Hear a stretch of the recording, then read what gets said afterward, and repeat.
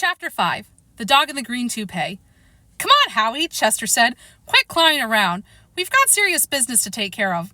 "Who's clowning?" asked Howie, licking his lips. He ducked back down into the garbage pail, his voice calling out from its depths. "There's some great stuff in here.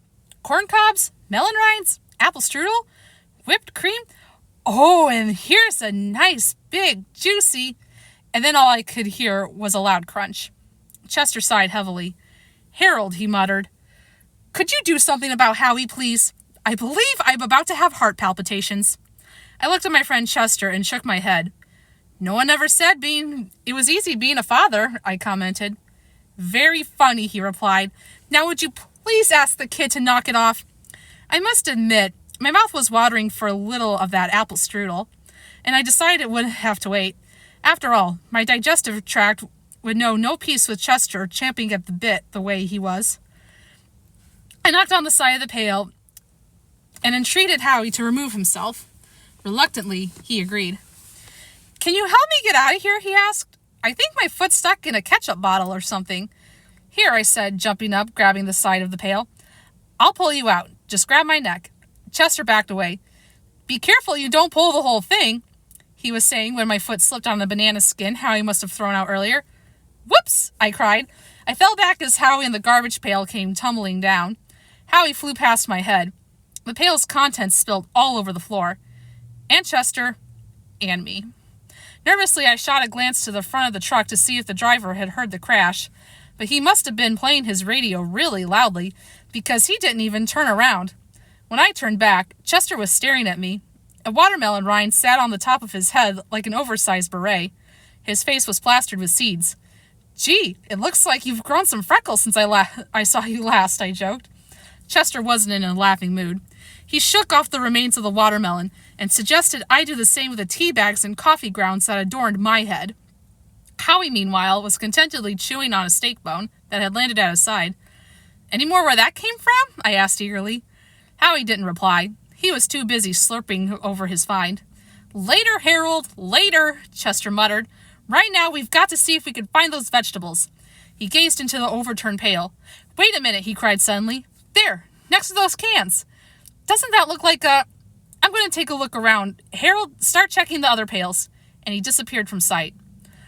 With Chester out of the way, I was all set to root through the garbage that was strewn about to see if I could find something good to eat, when the truck suddenly swerved to the right, and my stomach lurched to the left.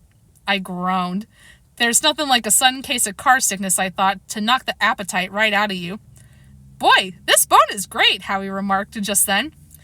"It could use a little seasoning, though. Would you pass that jar of peanut butter, Uncle Harold?" Okay, if my dog could have talked, she probably would have said the same thing. As the truck veered around a bend in the road, I moaned and batted the peanut butter jar toward Howie. Nauseated, I made my way toward a still-standing garbage pail and began snooping around. What do dead vegetables smell like? I wondered as I poked my nose under the lid. The odor of freshly cut grass greeted my nostrils.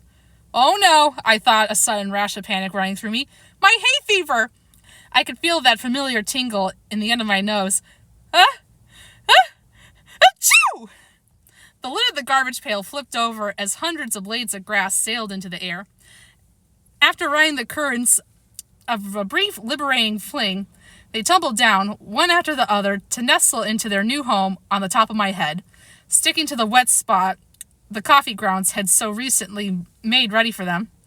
Howie looked up from his repast and chuckled at what he saw.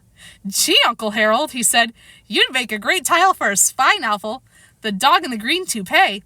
"Ha ha ha ha, achoo!" I replied. Chester emerged from the pail just then, dragging in his teeth a stalk of celery. "Boy," I said, trying to shake off the stubbornly clinging grass, "you smell terrible. What'd you get into there anyway?" "You don't smell like a rose yourself," he said, dropping the celery. "Anyway, it doesn't matter what else is in there. The important thing is that I've found the white vegetables. Or some of them, at least. I'll bring out the rest and then we can get to work." Chester withdrew once again into the inner recesses of the pail, only to return several times with various specimens of vegetable specters. He laid them out neatly on the floor of the truck, his appraising eye passing over each in turn. Gosh, what a mess. How do you know that Celery is one of the culprits, I asked. After all, celery is white to begin with. Sometimes, Chester said, and sometimes it's green. Anyway, we can't be too careful. We wouldn't want to leave a killer celery stalk on the loose, wouldn't we? Well, I hope you're right, I muttered. If not, we may be getting a phone call from the Society for the Prevention of Cruelty to Vegetables. Thank goodness we found them in time, Chester went on with a sigh. Howie, bring the toothpicks over here. Howie glanced up from his bone, a look of bewilderment on his face. Toothpicks? He asked. Yes. Howie, his lips covered with peanut butter, smiled weakly. I think I forgot them, Pop. I must have left them back at the garden behind Max's house. Gee, I'm sorry. The tip of Chester's tail tapped the floor nervously. Great, he said. That's just great. Now what are we going to do? Well, I replied, before your heart palpitations start up again, I think I have a solution.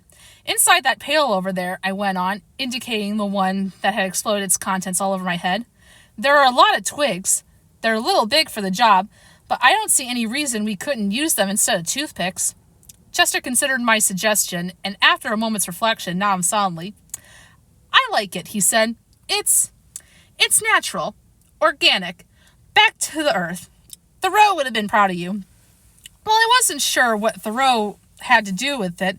In fact, I wasn't sure who Thoreau was, though I had a sneaking suspicion he'd once pitched for the Yankees. But I decided to accept Chester's response with modest appreciation. After all, a compliment from Chester is something like a shooting star. Rare, and if you blink, there's a good chance you'll miss it. We picked out several likely candidates for statehood, and among the twigs and the great ceremony, drove them through the hearts of the vampirical vegetables. We were admiring our work when all at once we heard a loud bang.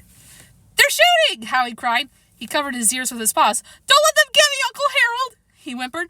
I'll give them back their steak bone. I didn't mean to take it. Honest, I didn't. Just don't let them shoot me. I'm too young to die. I'm too nice to die. I'm too me to die. Will you cut that out? Chester snapped. Nobody's shooting. How could you be sure? I said. Maybe there's a law against stabbing vegetables with twigs in the back of a moving pickup truck. I lowered myself to the floor, getting out of the line of fire. I became aware then that our ride had become very bumpy, and that we were slowing down. The truck pulled off the road and rolled unevenly to a complete stop. Before we could figure out what was going on, the driver jumped out and walked to the rear end of the truck. Great, I heard him mumble. A flat. Just what I needed. He lowered the tailgate. Well, he went on, I'll just get the spare and... Well. What have we here? I looked up to see him staring straight at me. I tried to smile. Where did you come from? He asked, startled. Don't ask me, I thought. They're the experts on reproduction. He stood there scratching his head. Boy, what a mess you've made. Come on, get out of here. Let's go. He swatted at us, indicating his unsubtle way that the ride was over. For my part, it didn't take much persuading. I was relieved that our little adventure had come to an end. Between the garbage and the hay fever and the car sickness, I was delighted to say goodbye to the truck and feel solid ground underfoot once again. As the three of us walked along the highway toward town, I said to Chester, I'll be glad to get home. So will we all, Chester said wearily. So will we all. But first... Yeah, I know, I said. Destiny calls. Exactly. Harold! Chester! A distant voice cried out. We stopped in our tracks. Chester, I said, shaking slightly. Did you hear? Yes, Harold! The voice went again. Chester! Chester's eyes went wild. It isn't Max this time, he said. It must be... Then we heard the sound of someone laughing. We turned and saw Howie standing several feet behind us, a grin plastered on his face from ear to ear. Boy, Pop! Boy, Uncle Harold! You really fell for it! Chester and I looked at each other. Harold, can't you do a better job of keeping the kid in line? Chester asked me as we resumed walking. I don't know, Chester, I replied. He's your son. And Howie kept chuckling all the way into town.